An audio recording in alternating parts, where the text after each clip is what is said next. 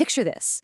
It's 1912. A really well-off family, the Burlings, are having the perfect evening. They're all in their fancy dining room celebrating their daughter's engagement. I mean, they're rich, they're powerful, and they are absolutely sure of themselves and their spot at the top. But, and it's a big but, their cozy little world, it's about to be blown to pieces. So here we have the man of the house, Arthur Burling, and he's basically laying out his entire life philosophy. And what is it? Well, it's all about pure self-interest. Good old-fashioned capitalism. The idea of community? He literally calls it nonsense. This guy is the old guard, completely convinced that his way of doing things is the only way. And you won't believe the timing. Right as he's patting himself on the back, giving this big speech, a super sharp doorbell ring just slices through the whole atmosphere. And who's at the door? A man who calls himself Inspector Goole.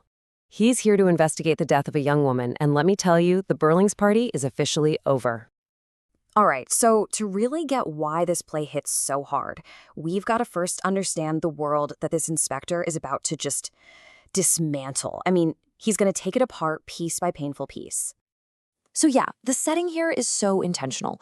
The Burlings, they're not just some random family. Nope, they are the textbook example of the upper middle class in Britain right before World War I. You can just picture them, right? All dressed up in tuxedos and fancy dresses, toasting this engagement, which, let's be honest, is as much about merging two big rival businesses as it is about love. Okay, this line right here is pure genius. It's what we call dramatic irony, and man, does Priestley use it well. See, he's writing this play in 1945, right after World War II. He knows what happened. So he has Burling say this about the Titanic. And the audience back then, they've just lived through 2 world wars. They know the Titanic sank. So for them, Burling doesn't sound confident. He sounds like a complete idiot. It just shatters his credibility from the get-go and tells us, the audience, that this whole worldview he's selling is not just wrong, it's actually dangerous. And here it is. This is why the inspector has shown up on their doorstep. A young woman, Eva Smith, is dead. And even though we never see her, she is absolutely the heart of this entire play. The inspector's job? He's there to figure out how every single person in that dining room played a part in her tragic death. Okay, let's really get into this because this is the engine that drives the whole play. The inspector starts to show them that what happened to Eva Smith wasn't just one bad thing. Oh no, it was a whole series of cruel acts, like links in a chain that was forged by every single person sitting right there in that room. So how does this chain get built? First up, Mr. Burling. He fires her just because she dared to ask for a tiny raise. Next, Sheila.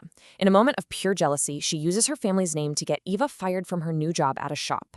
Then comes Gerald Croft, who swoops in like a hero, makes her his mistress, and then just dumps her when it's no longer convenient. After that, a drunk Eric Burling forces himself on her and gets her pregnant. And the final crushing blow? It comes from Mrs. Burling, the head of a charity, who refuses to help a desperate pregnant Eva. You see, here's the key thing. To the inspector, these aren't just a bunch of random, unfortunate events. Not at all. He makes the Burlings look at how their own individual choices, one after another, connected to form this unbreakable chain that literally dragged Eva Smith to her death. And that, right there, is the huge theme of social responsibility. So what the inspector's doing here is so much more than just digging up secrets. His questions are like a hammer, and they're exposing these huge cracks, not just in the Burling family, but in the very foundation of the society they live in. And this is where we get to the big political fight at the heart of the play. You've got Mr. Burling on one side, with his capitalist playbook, keep wages low, profits high, and always look out for yourself first. But then the inspector comes back with this completely different idea, a more socialist view, right? He's basically saying, hey, maybe it's okay for people to ask for more, especially when the wealthy are just taking everything for themselves. This whole interrogation just splits the family in two. You have the older generation, Arthur and Sybil, and they refuse to take any real blame. All they care about is saving face and avoiding a scandal. But then look at the kids, Sheila and Eric. They are completely shattered. The guilt just eats them up, and they actually accept what they did wrong. It's so clear that Priestley is pinning all his hopes for a better future on them, on the younger generation. And you see it over and over again. The Burlings are constantly using the inequalities of their world to their advantage. I mean, Mrs. Burling's whole problem with Eva is just pure class snobbery. Gerald's affair, it just screams about how vulnerable women were back then. And time after time, the whole family uses their money and their status like a weapon to punish anyone they see as beneath them. Okay, so all of this intense questioning, all these secrets coming out, it's all building to the play's big central mystery. Because after the inspector leaves the family in ruins, just arguing amongst themselves, a little seed of doubt starts to grow. And the question is, was that inspector even a real cop? Suddenly, the family starts to second-guess everything, picking apart the whole night and wondering if any of it was even real.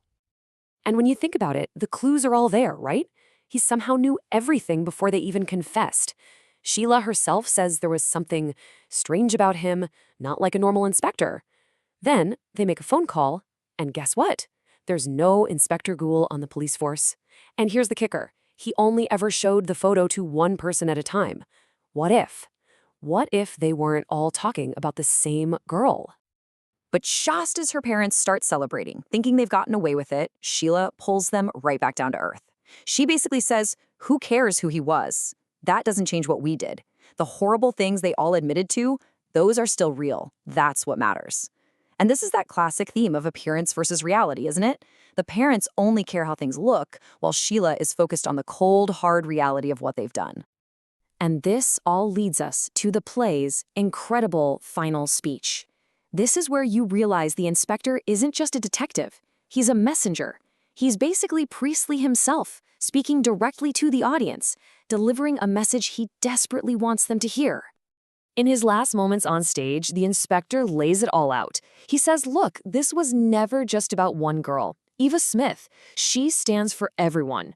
She's a symbol for millions of working-class people, all the forgotten, vulnerable folks whose lives are completely tangled up with the choices made by powerful people like the Burlings. And this right here is the absolute core of the entire play. It's a direct shot, a total takedown of Mr. Burling's every man for himself speech from the beginning. Priestley's message couldn't be clearer. This idea that we're all on our own is a dangerous fantasy.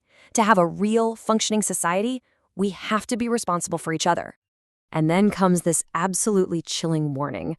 You have to remember, the audience in 1945 had just survived 2 world wars. So when the inspector talks about fire and blood and anguish, that's not just some poetic threat. That was their actual lived reality. It's a terrifying reminder of what happens when a world refuses to learn this lesson about looking out for one another. So when they figure out the inspector might have been a fake, what happens? The older Burlings are overjoyed. They've learned absolutely nothing and are more than happy to just go back to their comfortable, ignorant lives. But Sheila and Eric? No way. They can't unsee what they've done. They've been forced to look at themselves in the mirror, and they get it. They've accepted the inspector's lesson, and it has changed them for good. And then, the final twist.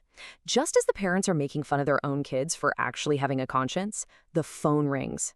And the voice on the other end says, a young woman has just died. A real police inspector's on his way over. It's happening all over again, but this time, it's not a drill. And the play just leaves us hanging with this incredible question.